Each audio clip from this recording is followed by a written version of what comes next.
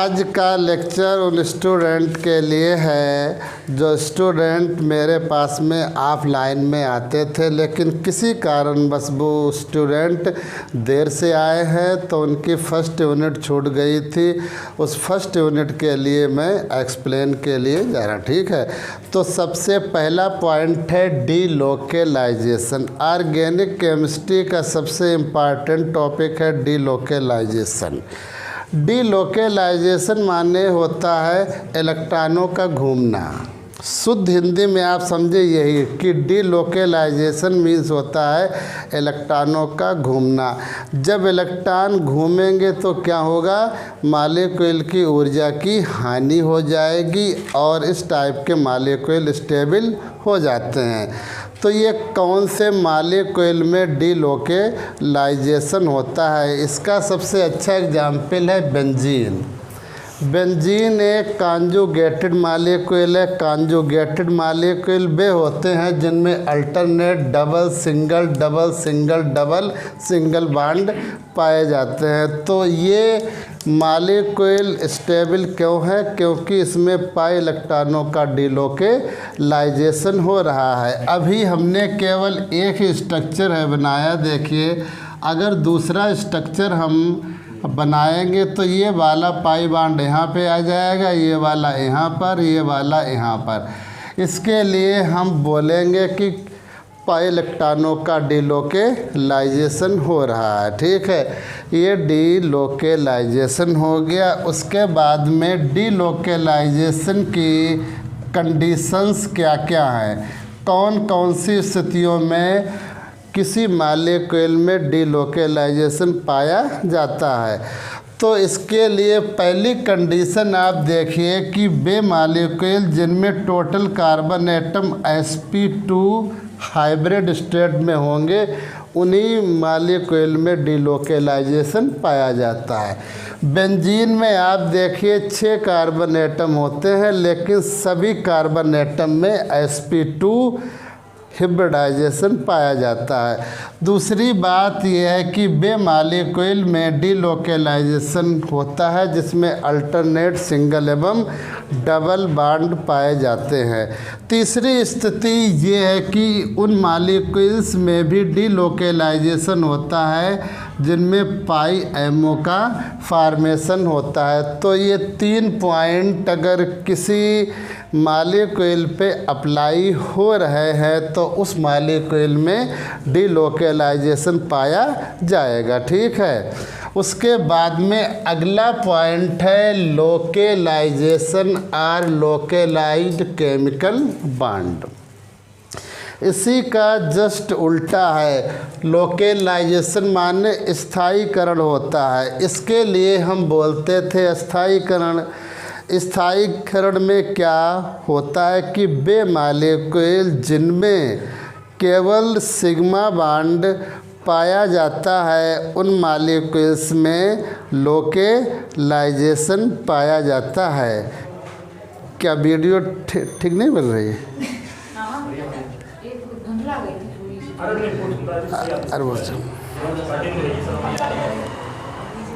देखिएगा तो लोकेलाइजेशन माने स्थायीकरण होता है। इसकी एग्जाम्पल इसका हो जाएगा एल्केन, अर्थात मैं मीथेन का एग्जाम्पल यहाँ पे ले रहा हूँ। इसमें टोटल सिग्मा बॉन्ड होते हैं। जिसमें टोटल सिग्मा बॉन्ड होते हैं, हम जानते हैं कि सिग्मा बॉन्ड स्थायी होते हैं। तो सिग्मा बॉन्ड वाले मॉलिक्यूल्स में लोकेलाइजेशन की प्रोसेस पाई जाती है। इसका नाम है स्थायीकरण, ठीक है। अब मैं डेफिनीशन बता रहा हूँ। लोकेलाइज्ड केमिकल बॉन्ड क्या होते हैं? किसी मॉलिक्यूल में ऐसा बॉन्ड जो एक स्थान पर फिक्स होता है और उस बॉन्ड के लिए उस मॉलिक्यूल में रोटेट होने की आज़ादी नहीं होती है, उसे क्या बोलेंगे हम? लोकेलाइज्ड केमिकल बॉन्ड। देखिए इनमें पाई इलेक्ट्रॉनों के लिए घूमने की आज़ादी है।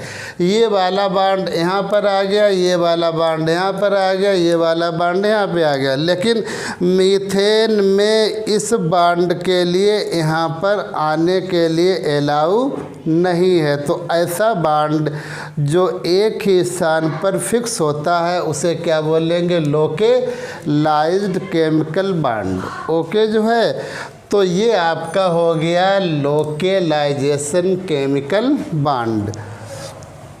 और एक बात है, ऐसे मॉलिक्यूल्स में भी लोकेलाइजेशन होता है जिन मॉलिक्यूल में केवल सिंगल पाई बॉन्ड पाया जाता है।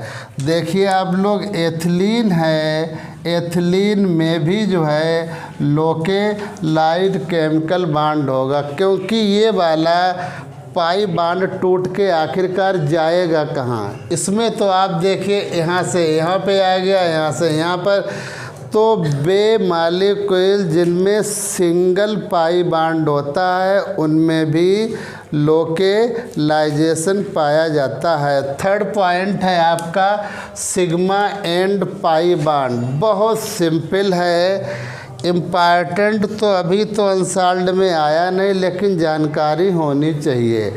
तो सिग्मा बॉन्ड क्या होता है? जब टू एटॉमिक ऑर्बिटल के बीच में हेड टू हेड ओवरलैपिंग होती है तो वहाँ पर कौन सा बॉन्ड बनता है? सिग्मा बॉन्ड का फॉर्मेशन होता है। ठीक है, ये 3 टाइप से सिग्मा बॉन्ड का फॉर्मेशन हो सकता है बाई एस एस ओवरलैपिंग। इसका अर्थ क्या होता है? जब एक एटम की एस एटॉमिक ऑर्बिटल दूसरे एटम की एस एटॉमिक ऑर्बिटल से हेड टू हेड ओवरलैपिंग होगी तो वहाँ पर क्या बनेगा? Sigma bond. ठीक है, दूसरी कंडीशन क्या है? By SP overlapping. इसका क्या अर्थ होगा? जब एक एटम की एस एटॉमिक ऑर्बिटल दूसरे एटम की पी एटॉमिक ऑर्बिटल की आपस में हेड टू हेड ओवरलैपिंग होगी तो वहाँ पर भी सिग्मा बॉन्ड बनेगा। ठीक है, उसके बाद में थर्ड क्या कंडीशन है? By PP overlapping. इसमें क्या है? जब एक एटम की पी ऑर्बिटल और दूसरे एटम की पी एटॉमिक ऑर्बिटल के बीच में आपस में ओवरलैपिंग होगी तो वहाँ भी बनेगा सिग्मा बॉन्ड। ये हो गया सिग्मा बॉन्ड, बहुत सिंपल है। उसके बाद में पाई बॉन्ड की बात अगर की जाए तो ये क्या होता है? जब टू एटॉमिक ऑर्बिटल की साइड वाइज ओवरलैपिंग होती है तो वहाँ पर पाई बॉन्ड का फॉर्मेशन होता है। साइड वाइज ओवरलैपिंग देखिए इस टाइप से इंडिकेट की जाती है, इन दोनों के बीच में बन रहा है पाई बॉन्ड। ठीक है, अब इनमें क्या अंतर होता है? अंतर देखिए क्या होता है, 3-4 पॉइंट मैं आपके लिए बता रहा हूँ। सिग्मा बॉन्ड स्ट्रांग होता है, पाई बॉन्ड वीक होता है, ये पहला पॉइंट हो गया।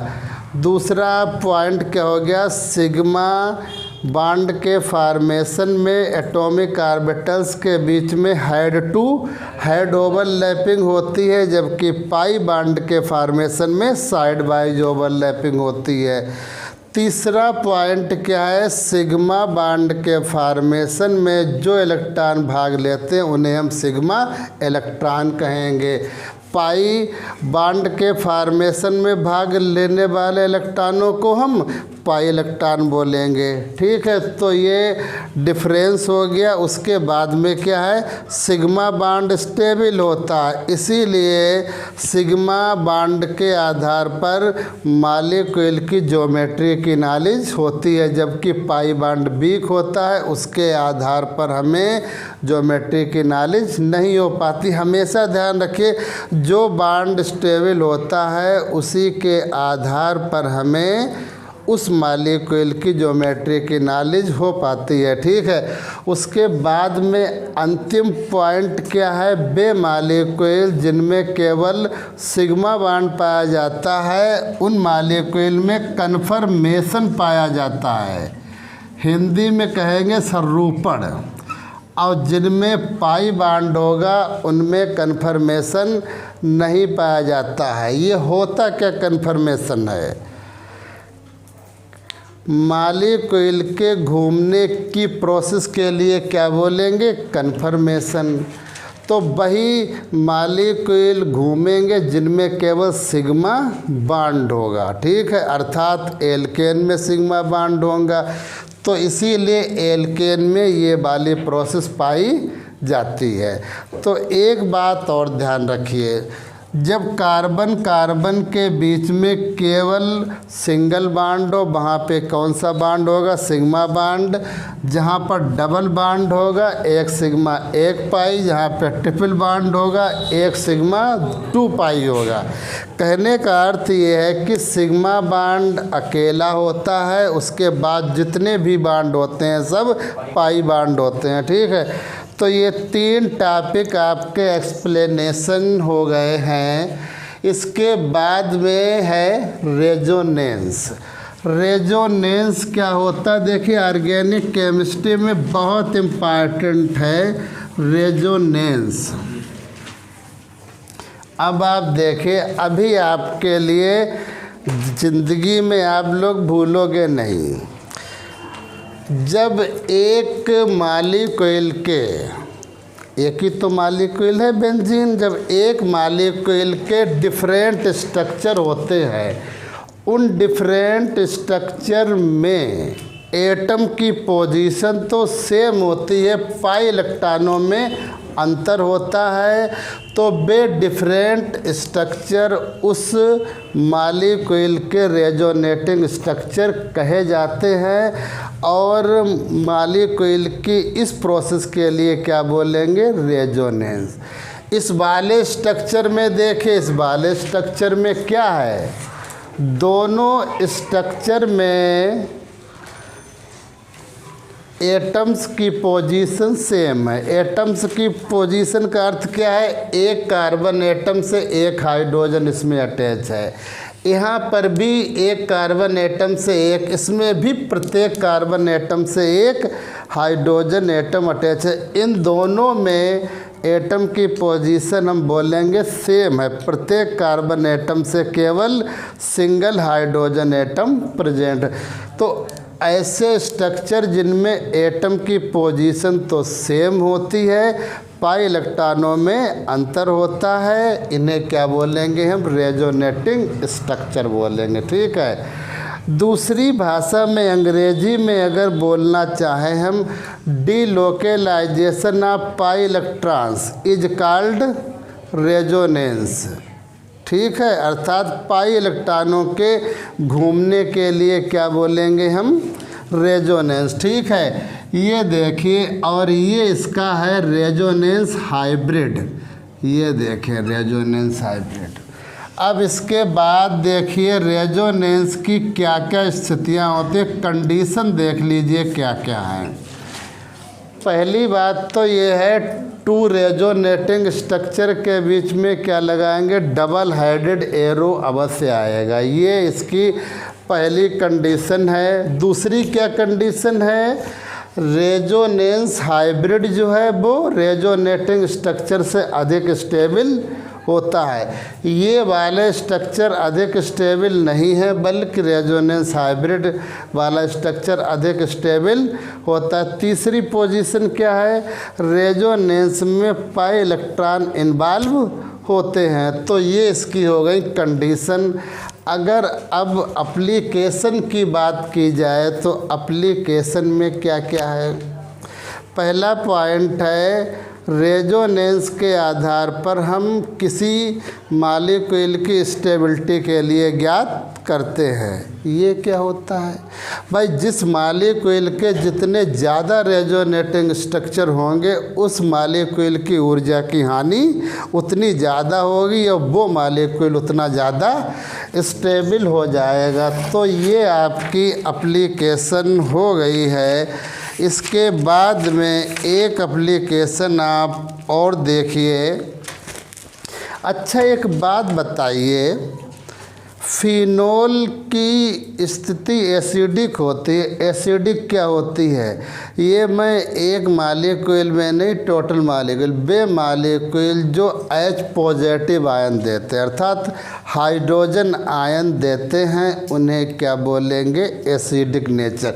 तो फिनोल की एसिडिक नेचर के लिए हमने रेजोनेंस के आधार पर एक्सप्लेन किया है। कैसे किया है देखिए, ये फिनोल के रेजोनेटिंग स्ट्रक्चर हैं, ठीक है। ये मैं आपको काफ़ी बार बता भी चुका हूँ। तो रेजोनेंस के कारण क्या होता है कि ऑक्सीजन पर पॉजिटिव चार्ज आ जाता।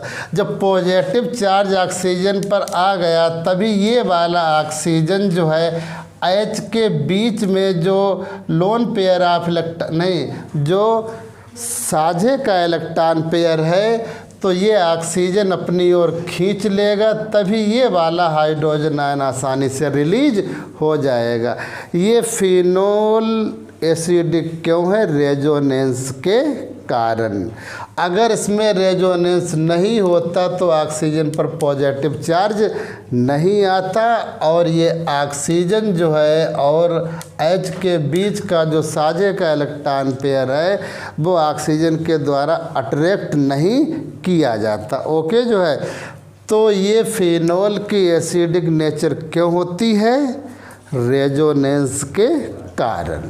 ओके जो है, दूसरी बात ये है कि एरोमेटिक एमीन का नाम सुना होगा, एनिलीन वीक बेसिक नेचर के होते हैं। क्यों वीक बेसिक नेचर के होते हैं, बेस क्या होते हैं बताइए, जो H पॉजिटिव आयन के लिए आसानी से इलेक्ट्रॉन पेयर देते हैं, हाइड्रोजन आयन के लिए जो आसानी से इलेक्ट्रॉन पेयर देंगे उनके लिए क्या बोलेंगे हम, बेस।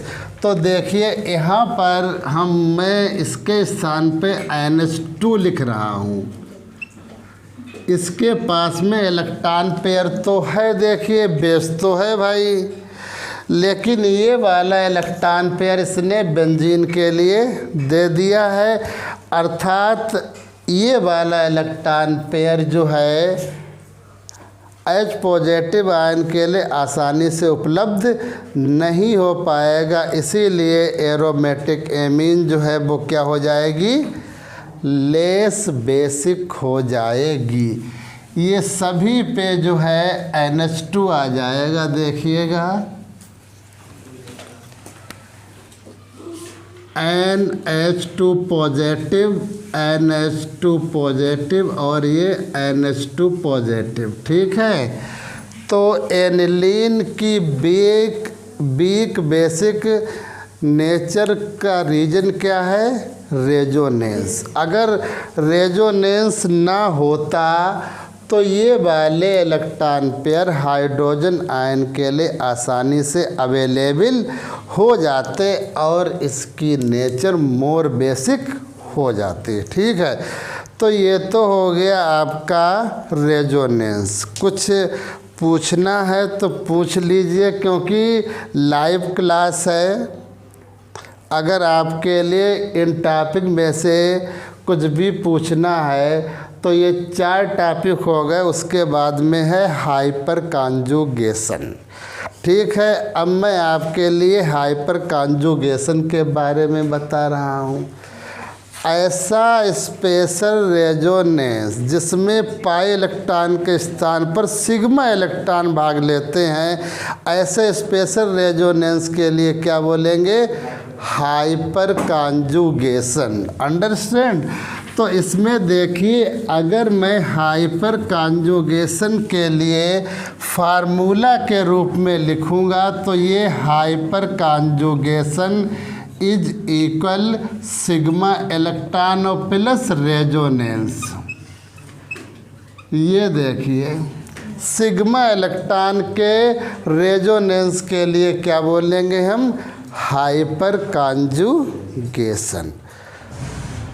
देखिए, रेजोनेंस हाइपर कॉन्जुगेशन में अंतर बहुत ही कम है। उसमें पाई इलेक्ट्रॉन जो है रोटेट हो रहे थे, इसमें कौन से इलेक्ट्रॉन? सिग्मा इलेक्ट्रॉन रोटेट होंगे। ठीक है, इसका एग्जाम्पल आप लोग देखिए।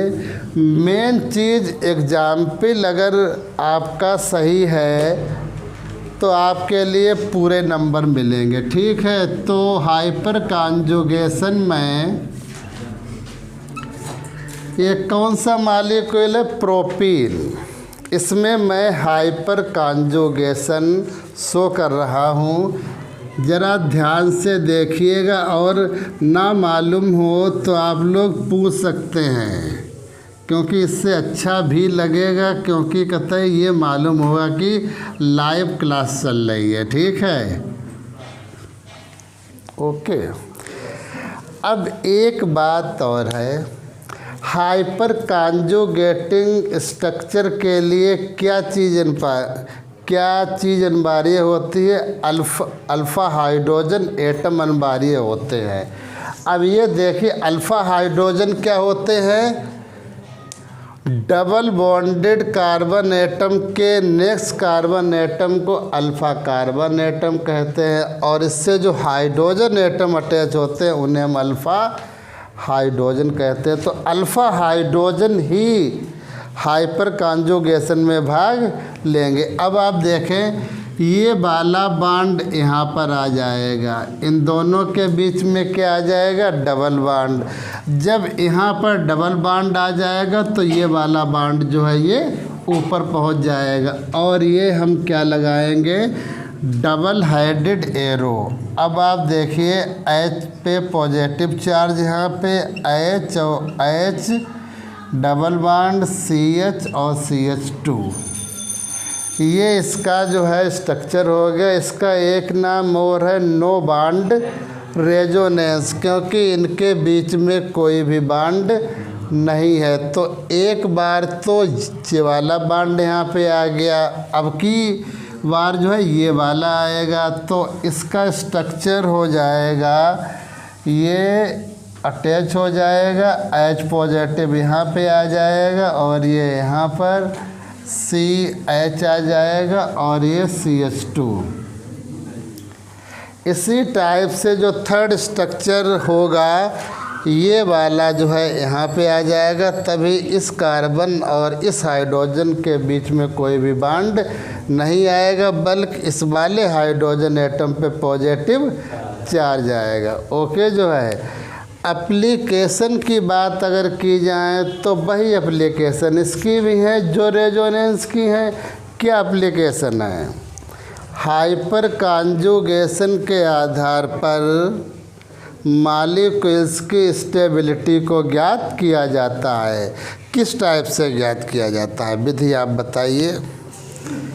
हाइपर कॉन्जुगेटिंग स्ट्रक्चर देखिए, जिस मॉलिक्यूल के जितने ज़्यादा हाइपर कॉन्जुगेटिंग स्ट्रक्चर होंगे उस मॉलिक्यूल की स्टेबिलिटी उतनी अधिक होगी। अगर किसी मॉलिक्यूल के 3 हाइपर कॉन्जुगेटिंग स्ट्रक्चर हैं और एक मॉलिक्यूल के 6 हैं, तो 6 वाला जो है वो ज़्यादा स्टेबल।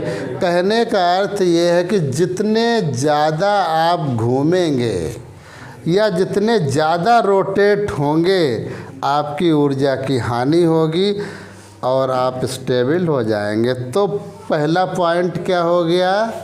हाइपर कॉन्जुगेशन के आधार पर मॉलिक्यूल की स्टेबिलिटी ज्ञात की। और एक बात और है, दूसरा पॉइंट है कार्बोनियम आयन, कार्बेनियन और फ्री रेडिकल की स्टेबिलिटी भी हम हाइपर कॉन्जुगेशन के आधार पर ज्ञात करते हैं। थर्ड एप्लीकेशन तुम लोगों ने सुना होगा टॉल्यूइन। टॉल्यूइन क्या होती है? ये आर्थो एंड पैरा डायरेक्टर है, तो इसकी हम ortho and para directing nature भी हाइपर कॉन्जुगेशन के आधार पर एक्सप्लेन करते हैं।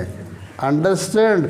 तो ये इसकी एप्लीकेशन हो गई हाइपर कॉन्जुगेशन की। 5 मिनट अभी और हैं, एक टॉपिक अभी और हो जाएगा।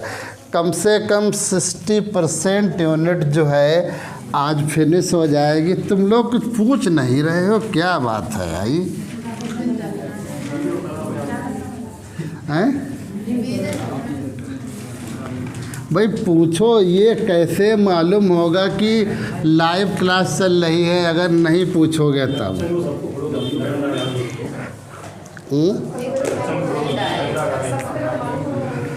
देखिएगा, रिएक्शन इंटरमीडिएट क्या होता है?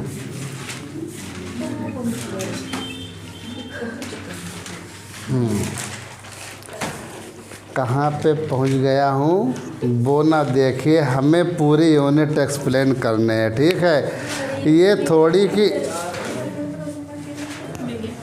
अभी टाइम तो होने दीजिए। आज की बात थोड़ी है, इन लोगों के लिए तो दूसरी भी तो कोचिंग है। आज आपको टाइम से छोड़ दूंगा, बाकी की यूनिट है अगले दिन होगी। हाँ, रिएक्शन इंटरमीडिएट क्या होता है? अब बेटा इधर देखिए, वो छोड़ दीजिए, ठीक है? ये ना देखिए उस कॉपी का सीक्वेंस क्या है, यहाँ का सीक्वेंस देखिए, ठीक है? रिएक्शन इंटरमीडिएट क्या होते हैं? होमोलिटिक और हेटेरोलिटिक फिशन के बाद जो है कुछ शॉर्ट लिव्ड स्पीसीज का फार्मेशन होता है। ये शॉर्ट लिव्ड स्पीसीज क्या होता है?